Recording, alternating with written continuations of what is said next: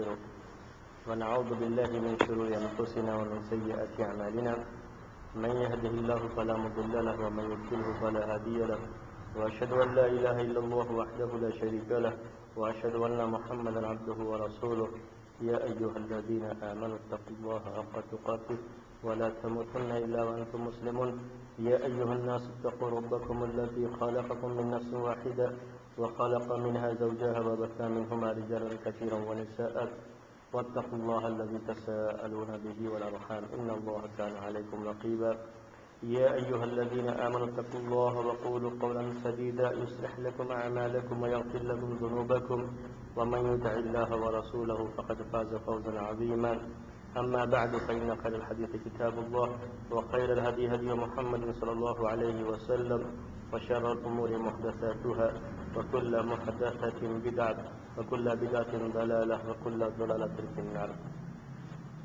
محترم بھائیوں، آج سے آپ لوگوں کے سامنے تزکیے کی اس کلاس میں اسماء و صفات کے تعلق سے باتیں رکھی جائیں گی اور آج آپ کے سامنے اس کی تمہید رہے گی اور اس کے بعد انشاءاللہ اللہ تبارک و تعالیٰ کے جو نام ہیں اچھے نام ہیں اور اللہ تعالیٰ کی جو صفات ہیں ان کا تذکرہ تفصیل کے ساتھ آپ کے سامنے آئے گا، اس کی شرح بھی آئے گی اور ان ناموں کے ذریعے سے کس طریقے سے ایک مومن کا تزکیہ ہوتا ہے اس پر خاص طریقے سے زور دیا جائے گا. وہ ناموں کے ذریعے سے جب ان کی تفاصیل آپ کے سامنے آئیں گی تو آپ کو اس کا احساس ہو جائے گا کہ تزکیہ اس سے کیسے ہوتا ہے اللہ تعالیٰ کے ناموں کے ذریعے سے.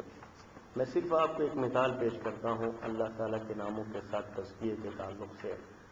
اللہ تعالیٰ کے مشہور ناموں میں سے دو نام ہمیشہ آپ سنتے رہتے ہیں، السمیع البصیر، کہ اللہ تعالیٰ سننے والا ہے اور دیکھنے والا ہے. برابر ہم سنتے رہتے ہیں السمیع البصیر، اور قرآن کی آیات میں بھی خاص طریقے سے اس کا تذکرہ بار بار آتا رہتا ہے کہ وہ سننے والا ہے، دیکھنے والا ہے. اور اسماء و صفات جسے ہم توحید اسماء و صفات کہتے ہیں، جب ہم اس کو اس کے ساتھ ملا لیں گے، یعنی اللہ تعالیٰ سننے والا ہے، دیکھنے والا ہے، دونوں کو ملا لیں گے تو دیکھیے اس میں تزکیے کا پہلو کیسے آتا ہے کہ اہل سنت والجماعت کی سلسلے میں رائے یہی ہے کہ جو اللہ تعالیٰ کے نام ہیں، جو اس کی صفات ہیں، وہ جیسے قرآن اور احادیث میں آئے ہوئے ہیں ویسے ہی ہم اس کو ثابت مانیں اللہ تعالیٰ کے لیے، اور اس میں کسی طرح کی تعویل نہ کریں، کسی طرح کی تحریف نہ کریں، یا جو اس کا اصل معنی ہے اس سے ہٹا کر کے کوئی دوسرا معنی نہ بیان کریں. یہ جو اہل سنت والجماعت کی تعریف ہوتی ہے توحید اسماء و صفات کے لحاظ سے، ان دونوں کو ملا کر دیکھیں تو کیا کہتے ہیں، یسمع لا کسمعنا. سمیع بصیر اللہ تعالیٰ کے ناموں میں سے دو نام، تو کیا اس کے بارے میں وہ کہتے ہیں یسمع لا کسمعنا، کہ اللہ تعالیٰ سنتا ہے. ہم اس بات کو ثابت کرتے ہیں اللہ تعالیٰ کے لیے کہ اللہ تعالیٰ سنتا ہے، لیکن ہم ساتھ میں یہ بھی کہتے ہیں کہ وہ سنتا ہے لیکن ہمارے سننے کی طرح نہیں سنتا ہے. ہمارا سننا الگ ہے اور اللہ تعالیٰ کا سننا الگ ہے، دونوں میں کوئی مشابہت بھی نہیں ہے. اسی لیے اس توحید کی خاص بات یہ ہوتی ہے کہ اللہ تعالیٰ کے جو نام ہیں، جو صفات ہیں، اللہ تعالیٰ کے ساتھ ثابت کرنے کے ساتھ ساتھ اس بات کی بھی اہمیت ہوتی ہے کہ وہ بندوں سے مشابہ نہیں ہے.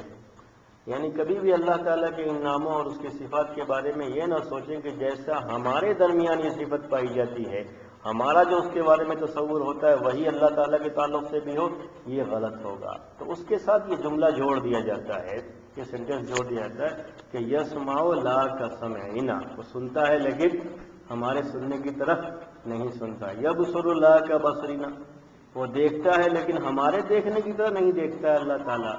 تو اللہ تعالیٰ کے دو ناموں میں سے یہ بڑے اہم نام مانے جاتے ہیں، سننے والا، دیکھنے والا. اب تربیت کے لیے، تزکیے کے لیے ان دو ناموں کی دیکھیے کیا اہمیت ہوتی ہے.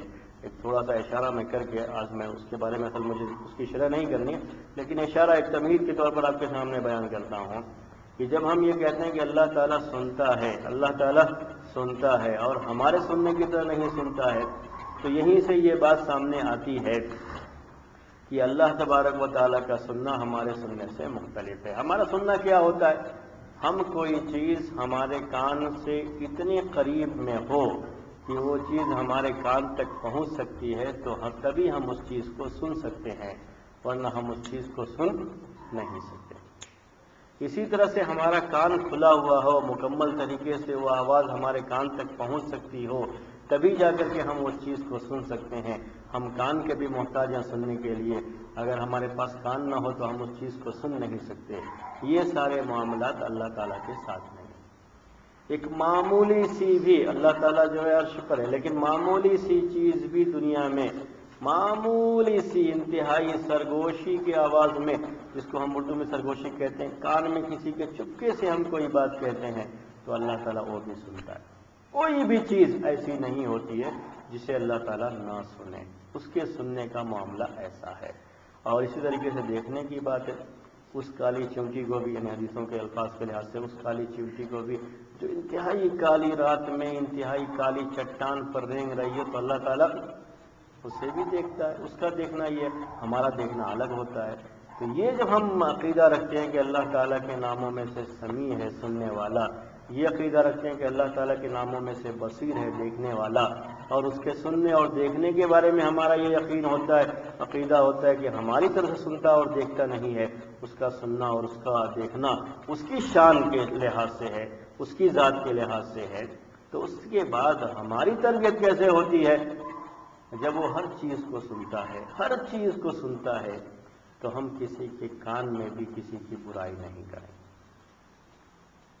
کسی اور کی مجلس میں بیٹھے ہوئے ہیں، برائی کرنا ہے، اب سامنے نہیں کہہ سکتے تو ہم کسی کے کان میں کہہ دیتے ہیں کہ جو ہے فلاں آدمی ایسا ہے، ذرا بچ کر کے رکھنا۔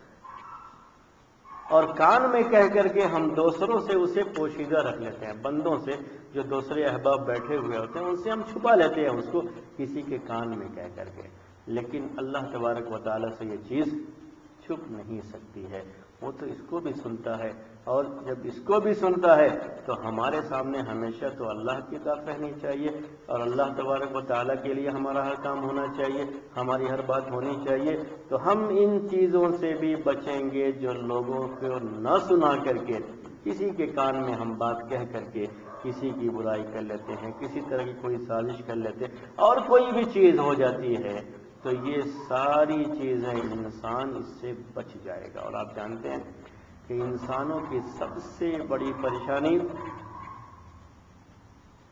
ان کی زبان، سب سے زیادہ پریشانی زبان کی پریشانی۔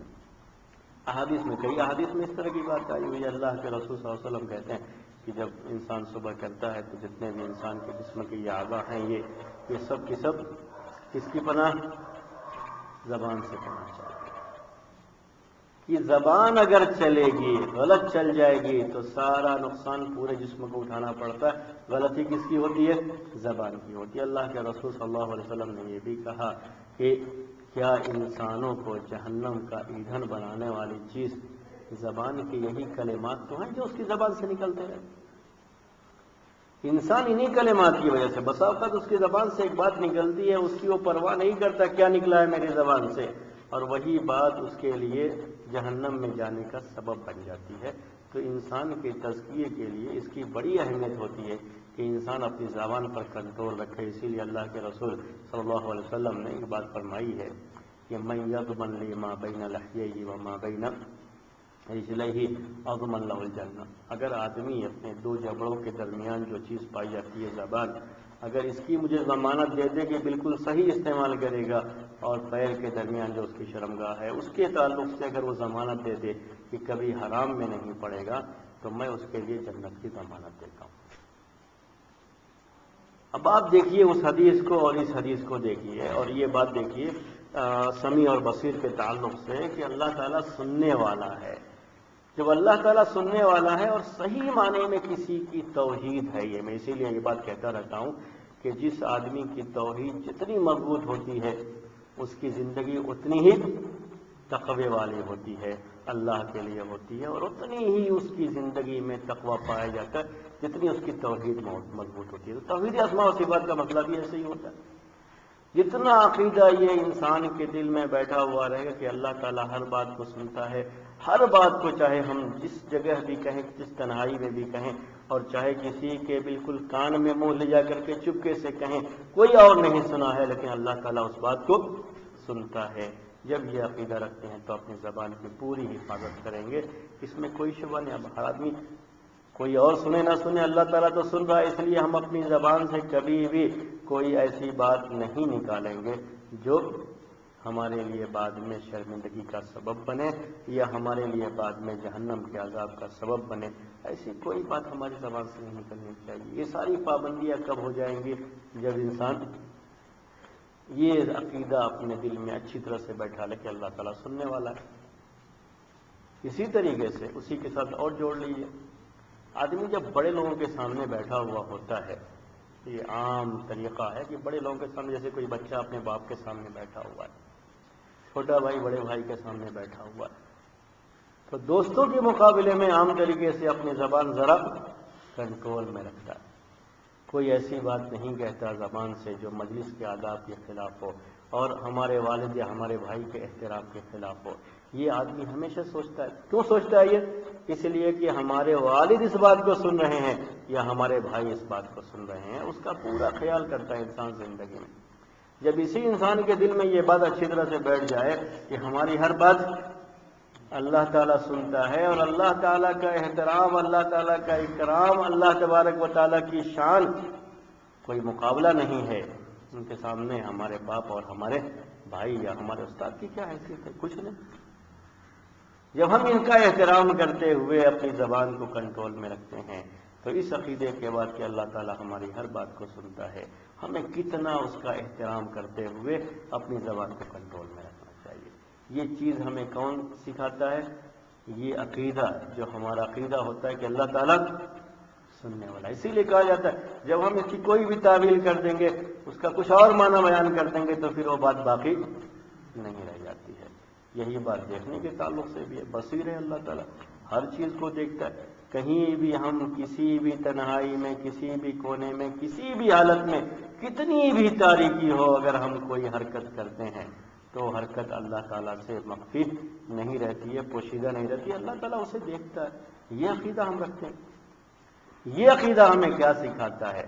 ہم کوئی بھی غلط کام چاہے تنہائی میں ہو، 7 دروازوں کے پیچھے ہوں، 7 دروازوں کے پیچھے ہوں، بالکل 7 دروازے بھی بند نہ ہوں اور کوئی آنے کا کوئی چانس نہیں، کسی کے دیکھنے کا کوئی چانس نہیں ہے، اگر آدمی صرف یہ عقیدہ رکھتا ہے کہ اللہ تعالیٰ دیکھ رہا ہے، اللہ دیکھنے والا ہے، اس سے کوئی چیز پوشیدہ نہیں ہے، تو پھر اس کوٹھری میں بھی، کالی کوٹھری میں بھی وہ حرکت نہیں کرے گا۔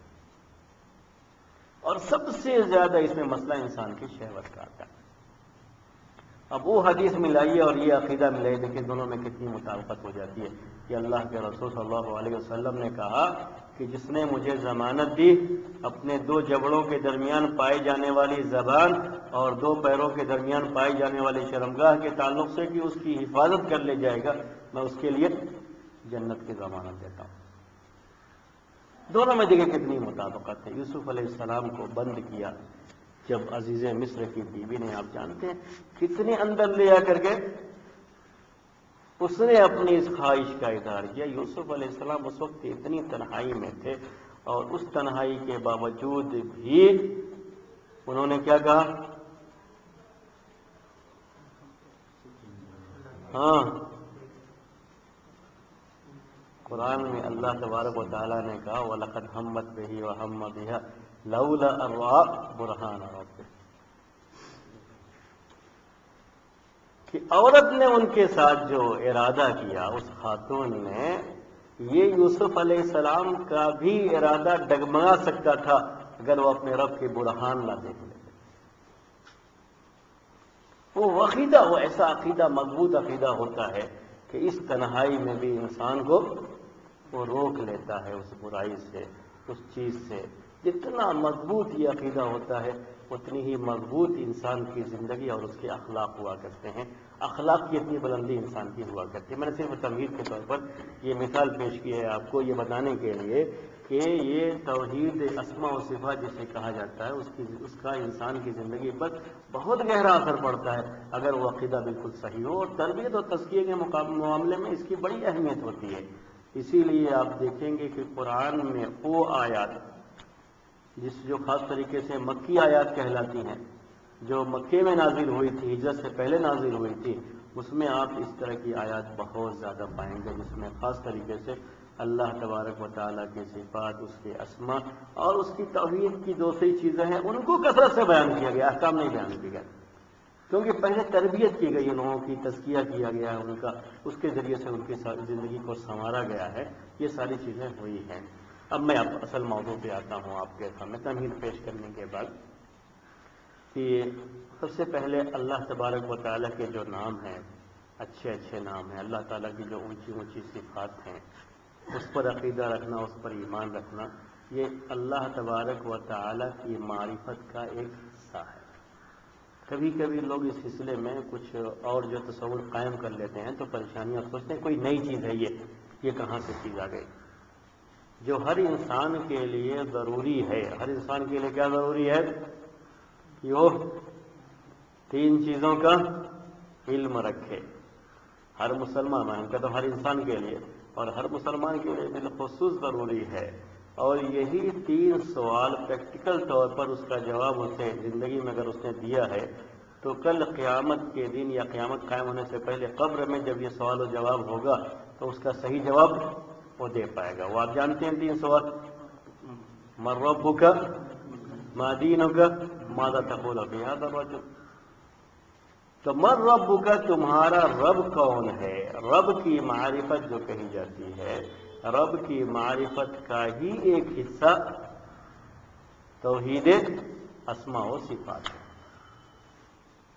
رب کی معرفت، اللہ تبارک و تعالیٰ کی معرفت، اللہ تبارک و تعالیٰ کا علم، فَاعْلَمْ أَنَّهُ لَا إِلَهَ إِلَّا اللَّهُ، سب سے پہلے یہی علم انسان کو حاصل کرنا ہوتا ہے کہ وہ اپنے خالق کو پہچانے، اپنے رب کو پہچانے، سب سے پہلے یہی علم اس کے لیے ضروری ہے، بعد میں ساری چیزیں آتی ہیں۔ اسی لیے جب ایمانیات کی بات آتی ہے، ایمان کی تعریف کی اللہ کے رسول صلی اللہ علیہ وسلم نے حدیث جبرائیل میں، جب جبرائیل علیہ السلام نے آ کر کے انسان کی شکل میں آپ سے سوال کیا مل ایمان، ایمان کیا ہے، تو آپ نے جواب دیا ان تؤمن باللہ، تم اللہ پر ایمان رکھو۔ تو ایمان باللہ یا معرفت الہی، اللہ کی معرفت، اس کا ایک حصہ کیا ہے؟ توحید اسماء و صفات ہے۔ 3 حصے، اس میں سے ایک حصہ یہ توحید اسماء و صفات ہے، اور تینوں حصے ایک دوسرے سے جڑے ہوئے ہیں، اور جب تینوں حصے مل جاتے ہیں تو اسی کو کہا جاتا ہے رب کی معرفت، اسی کو کہا جاتا ہے ایمان باللہ، اللہ پر ایمان رکھنا اسی کو کہا جاتا ہے۔ اسی کی تھوڑی سی وضاحت آپ کے سامنے آج مجھے کرنی ہے۔ سب سے پہلے ہر انسان پر جو سب سے پہلا واجب ہے وہ یہی علم ہے کہ وہ اپنے رب کی معرفت حاصل کرے، اپنے رب کے تعلق سے علم حاصل کرے، اور رب کی معرفت، رب کے بارے میں علم، یہ ہمیں کیسے حاصل ہوگا یہ دوسری بات ہوتی ہے جو ہمارے سوچنے کی ہوتی ہے۔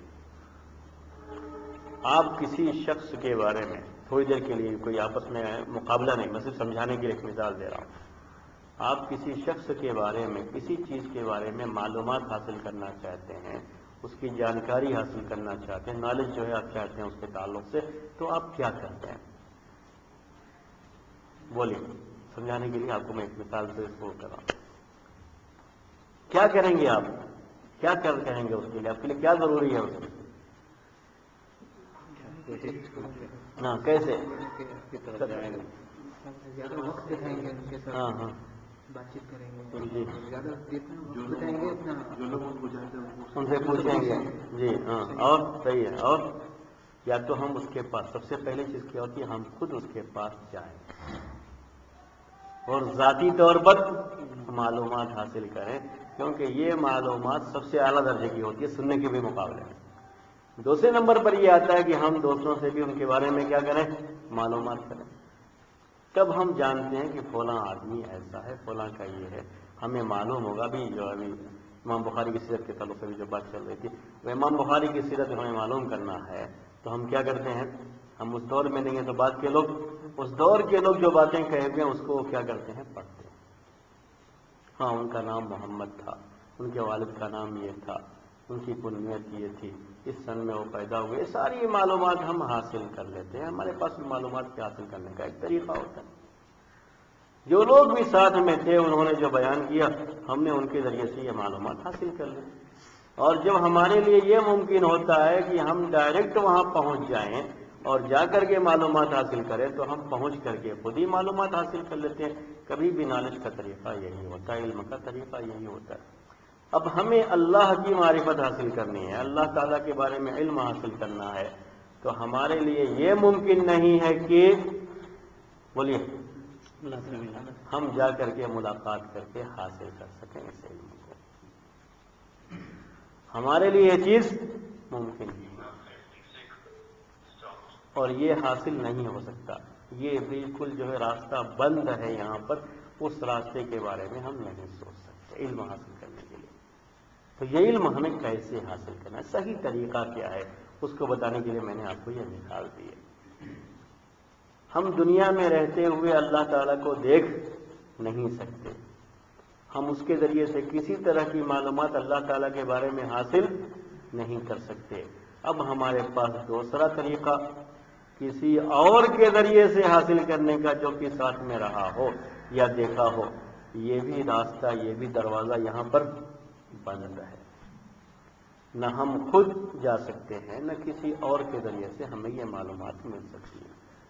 اب تیسرا ذریعہ رہ جاتا ہے کہ انسان خود اپنے بارے میں بیان کرتا ہے. کسی کے بارے میں آپ جب معلوم کرنا چاہتے ہیں, آج کل جو ہے جیسے ٹویٹر وغیرہ پہ آج بہت بات عام ہو گئی ہے. آدمی کچھ کہنا چاہتا ہے, اپنے بارے میں کچھ کرنا چاہتا ہے, تو کہاں لکھ دیتا ہے, ٹویٹر پہ لکھ دیا, تو سب لوگ اس کو پڑھ لیا, سب کو معلوم ہو گیا اس کے بارے میں کہ وہ بیمار ہے, فلاں جو ہے ہاسپٹل میں پڑا ہوا ہے. اب تیسرا طریقہ یہ ہوتا ہے کہ خود وہ شخص اپنے بارے میں کوئی بات بیان کرتا ہے, اور جس کے ذریعے سے لوگوں کو وہ چیز اس کے بارے میں معلوم ہو جاتی ہے. اللہ تبارک و تعالیٰ کے تعلق سے صرف یہی ایک طریقہ ہے اور کوئی طریقہ نہیں. اللہ تبارک و تعالیٰ کے بارے میں جو علم بھی ہم حاصل کریں گے, جس طرح کا بھی علم حاصل کریں گے, یہ علم صرف اور صرف اس پر مبنی ہوتا ہے کہ اللہ تبارک و تعالیٰ نے اپنی ذات کے بارے میں ہم سے کیا کہا ہے اپنی کتابوں میں, اور اپنے رسولوں کے ذریعے سے. رسولوں کے پاس جو وحی آتی رہی ہے, ان کے ذریعے سے اللہ تبارک و تعالیٰ نے ہمارے پاس کیا بھیجا ہے, کیا اپنے بارے میں علم ہمیں دیا ہے. تو اللہ تعالیٰ کے بارے میں ہم جو بھی علم حاصل کریں گے وہ کس کے ذریعے سے ہوگا, صرف اور صرف وحی کے ذریعے سے.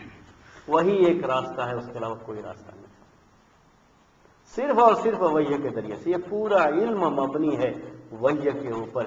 یہی بنیادی نقطہ ہے, اسی پر سب سے پہلے انسان کو اپنی پوری توجہ رکھنی چاہیے, اور پوری بحث سے پہلے یہی نقطہ ہے. جب اس کو سامنے آپ رکھیں گے تو کبھی گمراہ نہیں ہوگی. ہمیشہ اللہ تبارک و تعالیٰ کے بارے میں ہمیں جو بھی معلومات چاہیے, جو بھی معلومات ہمیں حاصل کرنی ہے, جو بھی ہم علم حاصل کریں گے, اس کا پورا دار و مدار کس کے اوپر ہوگا, وحی پر ہوگا. یعنی جو بھی اللہ تعالیٰ نے اپنے بارے میں اپنے رسولوں کو بتایا ہے وحی کے ذریعے سے, یا اپنی کتابوں میں نازل کیا ہے, ہم اس سے نہ ایک انچ آگے بڑھ سکتے ہیں اور نہ ایک انچ پیچھے ہٹ سکتے ہیں. یہاں اور کوئی چیز نہیں ہو سکتی. جس چیز کو آپ اپنی آنکھوں سے دیکھتے ہیں, اس کے بارے میں آپ بہت ساری چیزیں اپنی عقل سے بھی کہہ رہتے ہیں کہ یہ ایسا ہے اور ایسا ہے اور ایسا ہے. جس چیز کی کوئی چیز اس کے مشابہ ہوتی ہے, اس کی ایک مثال ہوتی ہے سامنے کہ یہ اس طرح کی ہے, تو اس کے تعلق سے چونکہ اس کی مشابہ ہے, اس کی مثال سامنے ہے, اس کا ایک ایگزامپل سامنے ہے, تو آپ اس مثال کو دیکھ کر کے بہت ساری باتیں اپنے ذہن سے کہہ سکتے ہیں. لیکن یہاں کوئی چیز نہیں, یہ سارے راستے بند ہیں. صرف ایک راستہ آپ کے لیے کھلا ہوا ہے. اور راستہ کیا ہے, اللہ تعالیٰ اپنے بارے میں جس طرح سے بیان کیا ہے قرآن میں, اپنی دوسری کتابوں میں, یا اپنے رسولوں کو وحی کے ذریعے سے بتایا ہے, ہم صرف اتنا ہی اللہ تعالیٰ کے بارے میں جانتے ہیں, اور اسی کے بارے میں, اسی کو جاننے کے بارے میں ہمیں کوشش بھی کرنی ہے. اس کے علاوہ دائیں بائیں کہیں بھی جھانکنا نہیں ہے. یہ پہلا بنیادی نقطہ ہے اس کے بارے میں, اس توحید کے تعلق سے. اور کوئی سوچ ہمارے اندر آنی بھی نہیں چاہیے, کوئی سوچ پیدا ہونی بھی نہیں چاہیے. اگر ہو جاتی ہے, جتنے بھی گمراہ فرقے پیدا ہوئے پرانے زمانے میں اس طرح کے ان چیزوں کو لے کر کے, وہ سب کی سب اس کی وجہ یہی ہوئی کہ انہوں نے اس راستے کو کہیں نہ کہیں چھوڑا, تو یہ چیز پیدا ہوئی. ابھی بات چونکہ توحید اسماء و صفات کے تعلق سے چلتی ہے تو اس کے لیے میں آپ کے سامنے ایک مثال پیش کرتا ہوں. اللہ کے رسول صلی اللہ علیہ وسلم ایک دعا میں یہ پیش کرتے ہیں نسألک اللہم بکل اسم هو لک. اے اللہ ہم تجھ سے مانگتے ہیں دعا میں جو سوال کرتے ہیں تیرے ہر نام کے حوالے سے، جس کو وسیلہ کہتے ہیں انشاءاللہ کبھی کسی موقع پر چیز آئے گی وسیلہ کہتے ہیں، تو اللہ تعالیٰ کے ناموں کا اور اس کی صفات کا وسیلہ لے کر کے دعا کرنا ہی جائز ہے. تیرے ہر نام کے حوالے سے ہم تجھ سے مانگتے ہیں دعا کریں. سمیت بہ نفسک، اس میں یہ ہے کہ جس کے ذریعے سے تو نے خود اپنے آپ کا نام رکھا ہے. یہ نام سب کی سب تیرے اپنے ہیں اور تو نے خود رکھا ہے، کسی اور نے نہیں رکھا ہے. سمیت بہ نفسک او انزلتہ فی کتابک او علمتہ احدا من خلقک. یہی چیز ہے، اسی کو میں آپ کو بتا رہا تھا. وہ تیرے وہ نام ہے اللہ تعالیٰ جس کو تو نے اپنی کتاب میں نازل فرمایا ہے یا اپنی مخلوقات میں سے کسی مخلوق کو سکھایا ہے. یہ رسول ہوا کرتے ہیں، نبی ہوا کرتے ہیں جن کو اللہ تعالیٰ وحی کے ذریعے سے یہ باتیں سکھاتا ہے. آگے پھر اس میں اب استأثرت بہ فی علم الغیب عندک، اور تیرے وہ نام بھی جو تیرے ہی پاس ہیں اور کسی کو بتایا نہیں ہے. نہ تو نے کتاب میں نازل کیا ہے اور نہ ہی کسی رسول یا کسی جو نبی کو وہ نام بتایا ہے. اے اللہ میں ان تمام ناموں کے حوالے سے تجھ سے سوال کرتا ہوں. اب اس سے آپ کو بات وہ سمجھ میں آ گئی کہ اللہ تبارک و تعالیٰ کے تعلق سے جو بھی بات ہمیں معلوم کرنی ہے اس کے ناموں کے تعلق سے، اس کی صفات کے تعلق سے، اس کا تنہا اور واحد مرکز مرجع کیا ہوگا؟ خود اللہ تعالیٰ کی اپنی بات. اس نے جو کچھ اپنے بارے میں بتایا ہے اپنی کتابوں میں یا اپنے رسولوں کے ذریعے سے، ہمیں صرف وہی معلومات اس کے بارے میں حاصل کرنی ہے. ہمارے پاس یہی ایک سورس ہے، اس کے علاوہ اور کوئی سورس نہیں. اگر ہم کسی اور دوسرے سورس میں جائیں گے تو وہیں سے گمراہیاں پیدا ہوتی ہیں. اب یہ سورس جس کو اللہ تبارک و تعالیٰ نے پیش کیا ہمارے سامنے، جو اب اس امت کے لیے، پچھلی امتوں کے لیے اور چیزیں رہیں، اس امت کے لیے وہ کس کی شکل میں موجود ہے؟ قرآن میں. اللہ تبارک و تعالیٰ نے، اللہ تعالیٰ کی یہ کتاب ہے، اس میں اللہ تبارک و تعالیٰ اپنے نام بیان کیے ہیں، اپنی صفات بیان کی ہیں، اور احادیث میں اللہ کے رسول صلی اللہ علیہ وسلم کے پاس جو وحی آئی ہے، اللہ کے رسول صلی اللہ علیہ وسلم نے بھی اپنی طرف سے نہیں بلکہ جو وحی آئی ہے آپ کے پاس اللہ تعالیٰ کی طرف سے، اس کے ذریعے سے ہمیں یہ بات معلوم ہوتی ہے. اسی لیے اس میں یہ قید لگائی جاتی ہے کہ اللہ تعالیٰ کے لیے کوئی صفت ثابت کرنے سے پہلے، کوئی بھی نام ثابت کرنے سے پہلے یہ ضروری ہوتا ہے کہ آپ حدیث کو دیکھ لیں کہ وہ ثابت ہے یا نہیں، یعنی واقعی وہ وحی ہے یا نہیں ہے. بڑے اعلیٰ پیمانے کی احادیث ہوتی ہیں، ان کو اس میں لیا جاتا ہے، ورنہ کبھی یہ چیزیں قبول نہیں کی جاتی ہیں. اسی سورس کے ذریعے سے ہم اس موضوع پر، اس جو ہے چیز ٹاپک پر جو ہے ہم آگے بڑھیں گے. تو سب سے پہلی بات اللہ تبارک و تعالیٰ کی معرفت کے بارے میں بات چل رہی تھی آپ کے سامنے. تو میں نے آپ کو بتایا کہ ہر مسلمان، بلکہ ہم تو کہتے ہیں کہ ہر انسان کے لیے یہ ضروری ہے کہ اللہ تعالیٰ کی معرفت حاصل کرے. من رب کا، اس کا جواب وہ عملی طور پر اپنی زندگی میں دے کہ تمہارا رب کون ہے. پھر رب کی معرفت ہمیں حاصل ہوگی خالص وحی کے ذریعے سے، چاہے وہ وحی مطلوع ہو جو قرآن کی شکل میں ہے، یا وحی غیر مطلوع ہو جو احادیث کی شکل میں، صحیح احادیث کی شکل میں ہمارے پاس موجود ہے. ان دونوں کے ذریعے سے یہ چیز اس کو حاصل ہوگی. اب اس کے بعد یہ توحید جو توحید کہلاتی ہے، ہم اس کے بارے میں کہتے ہیں توحید ربوبیت، توحید الوہیت اور توحید اسماء و صفات. یہ کسی زمانے میں لوگ دو قسمیں بیان کرتے تھے، بعد میں تین قسمیں بیان کرنے شروع کی، اور الگ الگ انداز سے لوگ اسے بیان کرتے ہیں. اسی لیے اس تقسیم کی اپنی کوئی خاص اہمیت نہیں ہے. اہمیت کس بات کی ہے کہ یہ تقسیم رب کی معرفت کا ایک ذریعہ ہے، ایک طریقہ ہے کہ اس تقسیم کے ذریعے سے ہم رب کی معرفت حاصل کرتے ہیں. تو ہم تو چیز وہ ہے، چاہے اس کے لیے آپ اس کو دو حصوں میں بانٹیں یا تین حصوں میں بانٹیں، اس کو لوگوں کو سمجھانے کے لیے، اس کی شرح کے لیے یا آپ 5 حصوں میں بانٹیں، جیسا کہ بعض لوگوں نے 5 حصوں میں بھی بانٹا ہے، آپ جس طرح سے بھی اسے بیان کریں، لیکن مقصد کیا ہونا چاہیے؟ اللہ تبارک و تعالیٰ کے تعلق سے جو صحیح علم ہمارے پاس کتاب و سنت میں موجود ہے اسی کو بیان کرنا۔ تو یہ فی نفس ہی تقسیم اہم نہیں ہے، بلکہ اہم کیا چیز ہے؟ اللہ تعالیٰ کی معرفت۔ اسی لیے چاہے ہم اس کو توحید کو 2 قسموں میں بانٹیں، 5 قسموں میں بانٹیں، ہمیں اس سے زیادہ مطلب نہیں ہوتا ہے۔ امام ابن قیم رحمۃ اللہ علیہ نے بھی 2 قسمیں جو ہے توحید کی بیان کی ایک لحاظ سے، کبھی 3 قسمیں بیان کی جاتی ہیں، الگ الگ اس کا حساب ہوتا ہے۔ الگ یہ باتیں کیسے آتی ہیں؟ ہم جب کہتے ہیں توحید ربوبیت، اللہ تعالیٰ کی معرفت کا ایک ذریعہ کیا ہے کہ تقسیم کرتے تو ہم کہتے ہیں توحید ربوبیت۔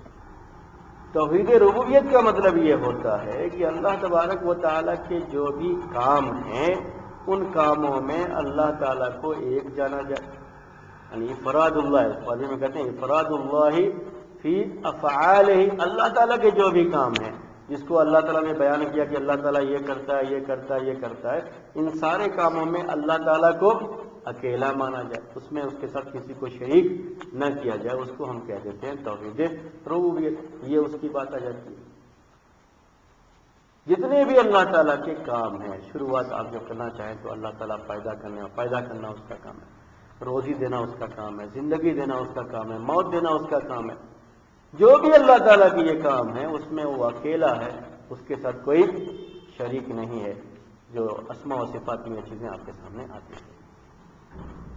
توحید ربوبیت ہی کا ایک حصہ توحید اسماء و صفات بھی ہے، یہ الگ سے چیز نہیں ہے۔ توحید ربوبیت جسے ہم کہتے ہیں اسی کا ایک حصہ کیا ہے؟ ایک پارٹ جو ہے توحید اسماء و صفات، الگ سے کوئی چیز نہیں ہے۔ جب آپ یہ کہتے ہیں اللہ تعالیٰ ہی خالق ہے، اس کے علاوہ کوئی خالق نہیں ہے، اللہ تعالیٰ ہی ہمارا پیدا کرنے والا ہے، ہمارا پالنہار ہے، ہمارا رب ہے، اس کے علاوہ کوئی رب نہیں ہے، اسی کو کہا جاتا ہے کہ خالق اللہ تعالیٰ کے ناموں میں سے ایک نام ہے۔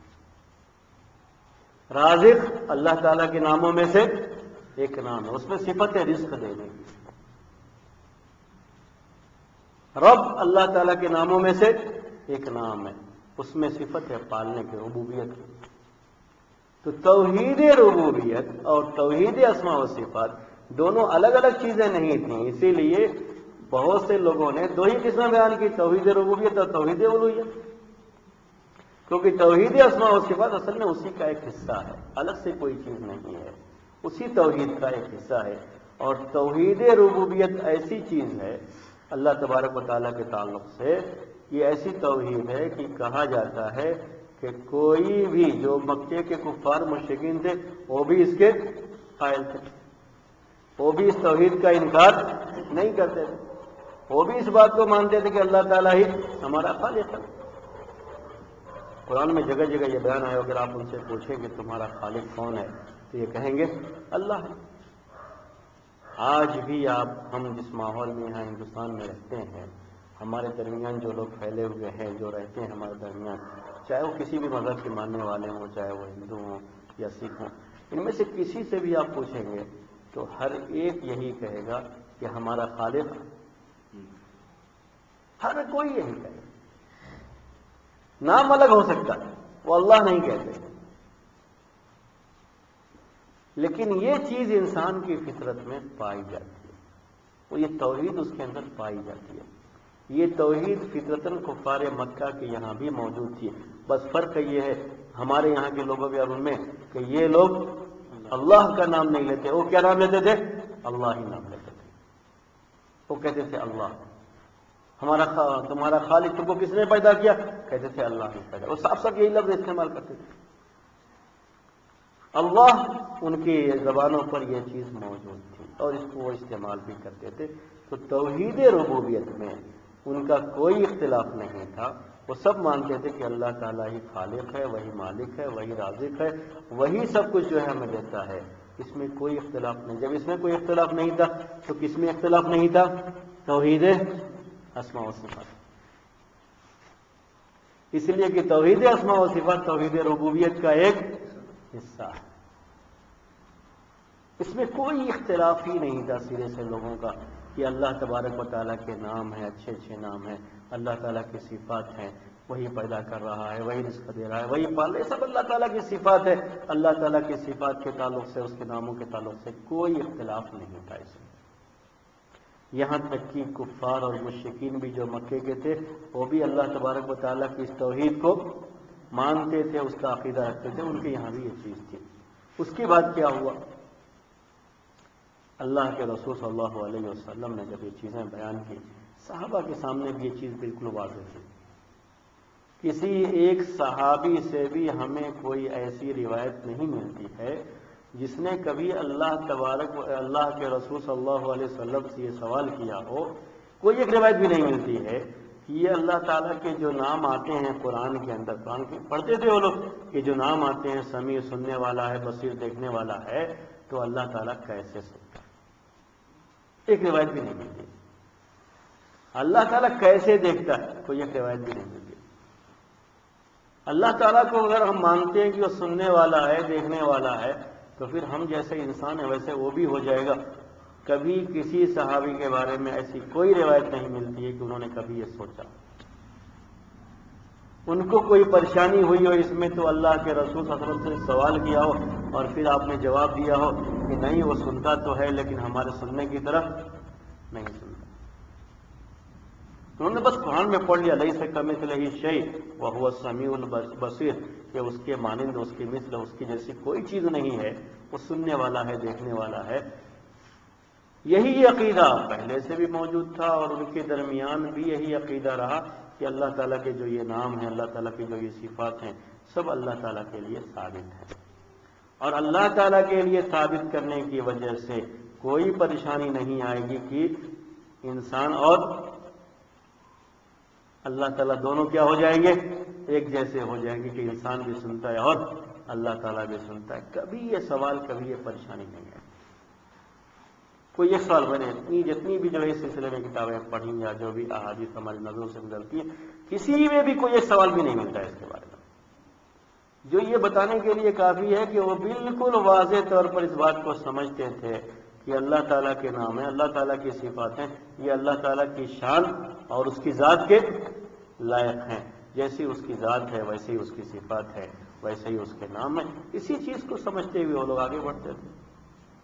اس کے بعد یہ ہوا تاریخی طور پر کہ جب صحابہ کا دور ختم ہوگا، تابعین کا دور بھی تقریباً ختم ہو گیا، اتباع تابعین کا دور آیا، تو ہوتے ہوتے کچھ صفات کے تعلق سے، کچھ ناموں کے تعلق سے یہ فکر شروع ہوئی لوگوں کو کہ ہم اگر اللہ تبارک و تعالیٰ کے لیے اس کو مانتے ہیں تو پھر یہ لازم آتا ہے کہ یہ تو بندوں کی بھی صفت ہے، تو اللہ تعالیٰ تو کس کے مانند ہو جائے گا؟ بندوں کی طرف سے ہو جائے گا۔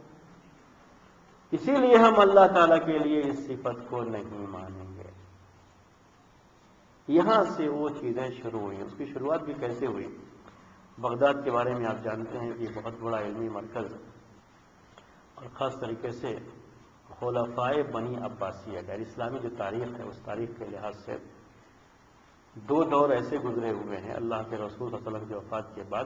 خلافت راشدہ جو ابوبکر، عمر، عثمان، علی اور حسن رضی اللہ تعالی عنہم اجمعین، ان لوگوں کا جو خلافت کا جو دور ہے، یہ ایک دور تھا اس کو خلافت راشدہ ہم کہتے ہیں،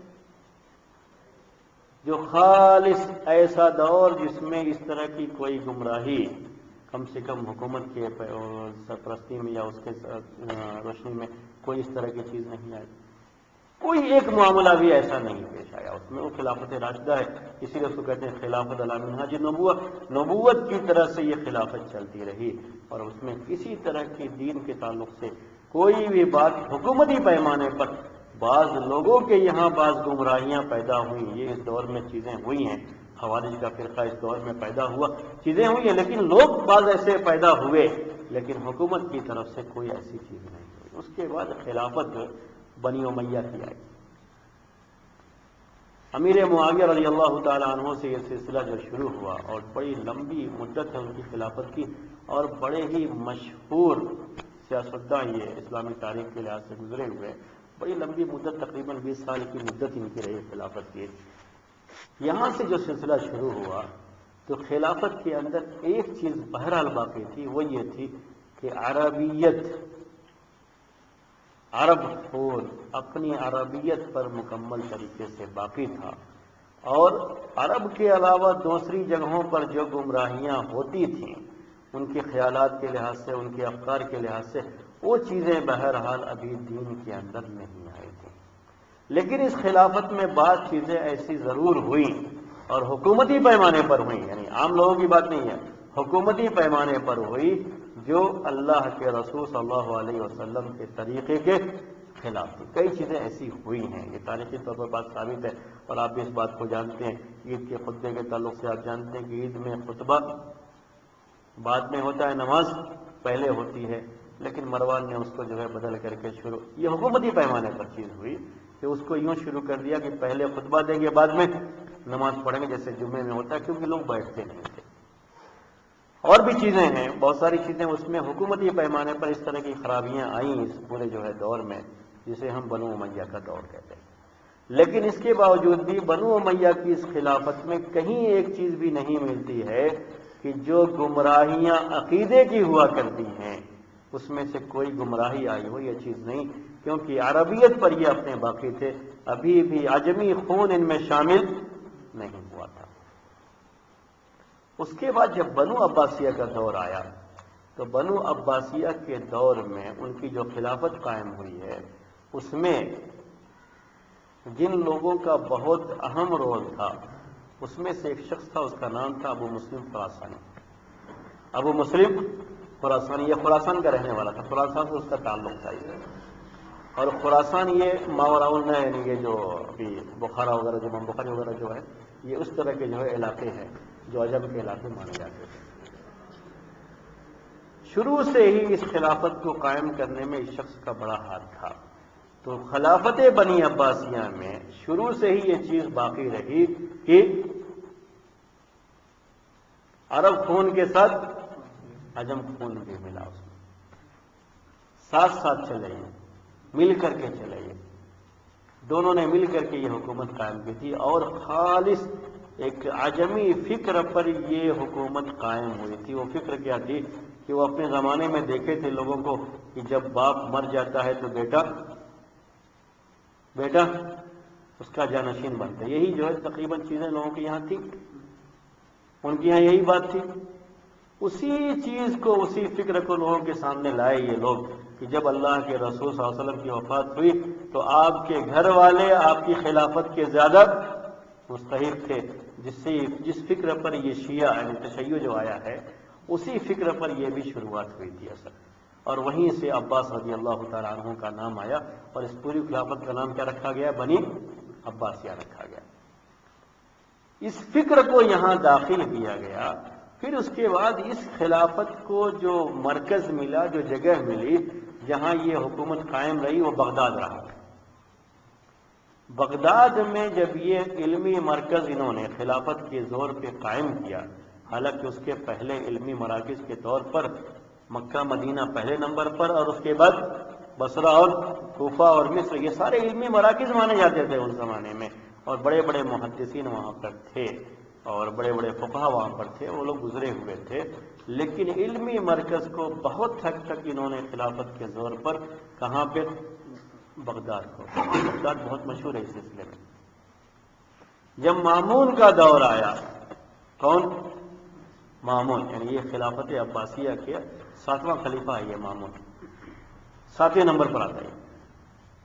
جب اس کا دور آیا، بہت ہی علم پسند آدمی تھا یہ، اس کی بہت ساری خوبیاں ہیں، ہم ان خوبیوں کو نظر انداز نہیں کرتے، اس کو مانتے ہیں۔ جب اس کا دور آیا تو انہوں نے خاص طریقے سے اس علمی رفتار کو اور آگے بڑھانا چاہا، لیکن وہی یہاں پہ اس سے غلطی ہوئی کہ بعض ایسے علم کو جس کی شریعت کو ضرورت نہیں تھی، اس کو وہاں پر وہ لا کر کے اس نے اس کی بنیاد ڈال دی۔ یہیں سے شروعات ہوئی۔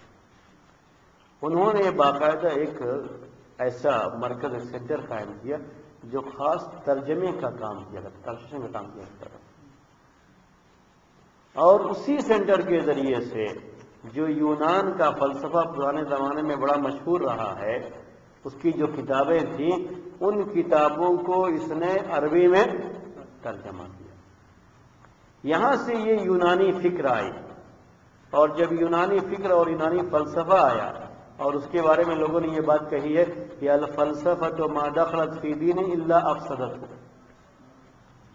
کہ یہ جس دین میں بھی داخل ہو گیا اس نے اس دین کو خراب کر دیا، بگاڑ دیا، اس کی شکل ہی بگاڑ دی. اس طریقے سے یہ فلسفہ جب آیا اس کے ترجمے کے ذریعے سے، تو مامون کے دور میں ہی یہ آواز بڑے شور سے ابھری کہ اللہ تبارک و تعالیٰ کے لیے اگر ہم یہ نام اور یہ صفات ثابت کرتے ہیں تو یہ چیز پیدا ہو جائے گی. کیونکہ اب تک جو لوگ سوچتے تھے اللہ کے ناموں کے بارے میں، اللہ کی صفات کے بارے میں، وہ کیسے سوچتے تھے کہ اللہ تعالیٰ کی معرفت ہمیں کیسے حاصل ہوگی؟ صرف اور صرف ایک ہی سورس ہے، وہ کیا ہے؟ اللہ تعالیٰ جو اپنے بارے میں ہمیں بتائے گا اپنی کتابوں میں یا اپنے رسولوں کے ذریعے سے، صرف ہم اتنا ہی جانتے ہیں، اس سے زیادہ کچھ بھی نہیں جانتے، اتنا ہی ہمیں ماننا ہے، اس کے علاوہ ہمیں اور کچھ بھی نہیں چاہیے. لیکن فلسفہ آنے کے بعد یہ سوچ شروع ہوئی. فلسفے کی اصل بنیاد ہوتی ہے عقل انسان، اور وہیں سے انسان نے یہ سوچنا شروع کیا کہ ان صفات کو ہم اللہ تعالیٰ کے لیے مانیں یا نہ مانیں، ان اسما کو اللہ تعالیٰ کے لیے ثابت کریں یا نہ کریں. پھر وہاں سے اس کی دوڑ شروع ہوئی، اور اس دوڑ میں اتنے لوگ الگ الگ ہو گئے. یعنی کچھ لوگوں نے تو یہ کہہ دیا کہ ہمیں نام تو ماننا چاہیے لیکن ہمیں صفت جو بیان کیا کہ وہ نہیں ماننا چاہیے. کچھ لوگوں نے کہا کہ نہیں، ہمیں نام بھی نہیں ماننا، اللہ تعالیٰ کے نام کو بھی ثابت کریں گے تب بھی مسئلہ آئے گا، اور صفات کو ثابت کریں گے تب بھی یہ مسئلہ آئے گا. اور یہ چیزیں اگر ہم ثابت مانیں گے تو اس کا مطلب یہ ہوتا ہے کہ اللہ تعالیٰ بالکل انسانوں جیسا ہو جاتا ہے، اور اللہ تعالیٰ انسان کے جیسا تو نہیں ہو سکتا، وہ معبود ہے اس لیے وہ انسان کے جیسا نہیں ہو سکتا. یہ جو ہے فکر وہاں سے شروع ہوئی. کچھ لوگوں نے کہا اگر ہم بالکل ہی نہیں مانتے ہیں تو پھر وجود ہی کیسا رہے گا؟ وجود کے لیے کچھ تو ماننا پڑے گا کہ وہ زندہ ہے. حی سے بولا جاتا ہے اللہ تعالیٰ کے ناموں میں سے، سنتا ہے، دیکھتا ہے. تو بعض لوگوں نے کہا کہ ہم 7 صفتیں اللہ تعالیٰ کی مانیں گے، اس کے علاوہ سب کا انکار کرتے ہیں. صرف 7 صفتیں مانتے ہیں، بقیہ صفات کا انکار کر دیتے ہیں. یہ ساری سوچ اداری پریشانیاں امت میں کہاں سے آئیں؟ اسی دور کے بعد سے. جتنے بھی فرقے اس سلسلے کے ہیں آپ سب کی تاریخ پڑھیں گے تو سب کا سلسلہ جا کر کے یہیں سے جڑتا ہے، اس سے پہلے کوئی نہیں ملتا. اس کے پہلے فرقے ضرور وجود میں آئے، لیکن یہ فرقے اسماء اور صفات کے بارے میں کلام نہیں کرتے تھے. آپ کو خوارج سب سے پہلا فرقہ جو امت میں ظاہر ہوا وہ خوارج. خوارج کا فرقہ کبھی بھی اللہ تعالیٰ کے ناموں اور صفات کے بارے میں کوئی بات نہیں کرتا. ان کے یہاں جو چیز پیدا ہوئی تھی صرف یہ تھی کہ دین میں انہوں نے بہت زیادہ تشدد کر دیا، اور کچھ بھی نہیں. بہت پکے سچے قسم کے وہ مسلمان ہوا کرتے تھے، لیکن کیا تھا یہی چیز ان کے اندر جو ہے غلو کی شکل جب اختیار کر گئی تو صحیح راستے سے وہ ہٹ گئے، ان کو خوارج کہہ دیا گیا. لیکن کبھی بھی کسی چیز کا انہوں نے انکار کر دیا اور سرے سے، یعنی اللہ تعالیٰ کا یہ نام نہیں ہے، یہ صفت نہیں ہے، یہ کبھی بھی آپ ان کے اندر نہیں پائیں گے. ان کے اندر یہ چیز نہیں تھی. قدریہ اور جبریہ ملیں گے آپ لوگ جنہوں نے تقدیر کا انکار تو کیا، لیکن اسماء اور صفات کے تعلق سے کلام ان کے یہاں نہیں پائیں گے. قدر کا معاملہ اگر علم سے جوڑتے ہیں تو تھوڑا سا اس کے اندر صفت کا معاملہ آتا ہے، لیکن پھر بھی جو بحث اسماء اور صفات میں کی جاتی ہے، توحید اسماء اور صفات میں، اس پوری بحث سے ان کا کوئی تعلق نہیں، کوئی چیز نہیں ہوتی ہے ان کے اندر. آپ کو مرجیہ مل جائیں گے. صحابہ کے دور میں صحابہ بھی زندہ تھے تبھی یہ فرقہ بھی ظاہر ہوا، مرجیہ اسے کہا جاتا ہے. یہ بالکل خوارج کا رد. اسلامی تاریخ میں یہ بھی ایک دو بات آپ نوٹ کر لیجئے گا، آگے توحید اسماء و صفات میں کچھ اس طرح کی چیزیں آپ کو آ جائیں گے. اسلامی تاریخ میں یہ بھی بات ہے کہ جب کوئی چیز ظاہر ہوئی اور اس کی جب بھی ظاہر ہوئی تو کسی غلو کے نتیجے میں، یعنی جب کسی چیز کو جو اس کی اصل حیثیت ہے اس سے بھی زیادہ اونچے انداز میں اسے سوچا جائے تو پیدا ہوئی. جب ان لوگوں نے اس پر رد کرنا شروع کیا تو اس رد نے بھی کون سی شکل اختیار کر لی؟ وہی غلو کی شکل اختیار کر لی، تو دوسرا فرقہ پیدا ہو گیا. اسی لیے دو طرح کے فرقے ملتے ہیں تاریخ میں، ایک بالکل اس میں انتہا پسندی پہ رہتا ہے اور ایک بالکل نیچے رہتا ہے، بیچ میں نہیں رہتا. اور اہل سنت والجماعت کی یہی پہچان ہے کہ وہ کہاں رہتے ہیں؟ بیچ میں، وسط ہے، وسطیت ہے. تو یہی خوارج کا جب فرقہ پیدا ہوا جو صحابہ کے دور میں ظاہر ہو گیا تھا، تو صحابہ ہی کے دور میں ایک دوسرا فرقہ، اس کو مرجیہ کہا جاتا ہے. مرجیہ یہ بالکل خوارج کے اپوزٹ ہے. خوارج جہاں ان کے یہاں یہ بات تھی کہ کوئی گناہ اگر کوئی آدمی کر لیتا تو کافر ہو جاتا ہے، اتنی سختی تھی دن میں، کوئی بھی گناہ کر لیا تو کافر، واجبات میں سے کوئی بھی واجب چھوڑ دیا کافر. اسی لیے کہا تھا بہت سخت تھے وہ اپنے دین میں، لیکن یہ سختی اپنی حد سے آگے نکل گئی، وہ کافر جو قرار دیتے تھے. اسی کے مقابلے میں مرجیہ آیا، ان کے یہاں یہ تھا کہ آدمی چاہے کتنے بھی گناہ کر لے کوئی فرق نہیں کرتا، اس کے ایمان میں کوئی فرق نہیں ہوتا، بس وہ سیدھے جنت میں جائے گا، چاہے اپنی زندگی میں کوئی عمل نہ کیا ہو یا زندگی بھر گناہ کرتا رہا ہو، صرف لا الہ الا اللہ کہہ دیا ہے تو سیدھے کہاں جائے گا؟ جنت میں. ان کے یہاں جہنم کا تصور نہیں تھا، اور خوارج کے یہاں جو لوگ گناہ کر لیتے ہیں ان کے لیے جنت کا تصور نہیں تھا. دونوں میں یہ تصور ہی ختم ہو گیا تھا، یعنی اتنا غلو ان کے اندر ہو گیا. تو اس طرح کی چیزیں پائی گئی دونوں میں، لیکن ان دونوں کے تعلق سے یہ بات کہیں نہیں آتی ہے کہ انہوں نے کبھی توحید اسماء و صفات کے تعلق سے کوئی بات کی ہو. اسی لیے میں نے آپ سے کہا کہ شروع میں توحید کے بارے میں یہی دو باتیں کہی جاتی تھی، توحید ربوبیت اور توحید الوہیت. توحید اسماء و صفات یہ توحید ربوبیت کا ایک حصہ ہے، الگ سے کوئی چیز نہیں ہے. لیکن جب خلافت بنی عباسیہ میں اسماء و صفات کے تعلق سے بڑی گمراہی آ گئی امت میں، تو باقاعدہ لوگوں نے اس کو بھی توحید کا ایک چیپٹر بنا لیا، ایک قسم بنا لی، توحید اسماء و صفات، اور اس کو لوگ بیان کرنا شروع کر دیے.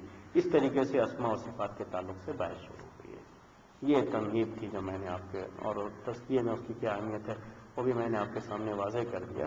یہ چند باتیں تھیں اس موضوع کے تعلق سے. انشاءاللہ اس کے بعد جو آپ کے سامنے ڈائریکٹ جو ہے اللہ تعالیٰ کے جو نام ہیں ان ناموں کے اندر کیا کیا معانی اس کے پائے جاتے ہیں اور کیا تصور ہونا چاہیے ہمارا اس کے تعلق سے، اور اس عقیدے کا ہمارا کیا فائدہ ہوتا ہے ہماری زندگی میں، اس کے کیا اثرات مرتب ہوتے ہیں، انشاءاللہ یہ باتیں آپ کے سامنے آئندہ دروس میں آئیں گی. آج کا درس میں اسی پر ختم کرتا ہوں. ابھی 5 منٹ ہمارے پاس ہے، اگر آپ چاہیں تو کوئی سوال کر سکتے ہیں. معمول کا یہ سب چیزیں آئی. ہاں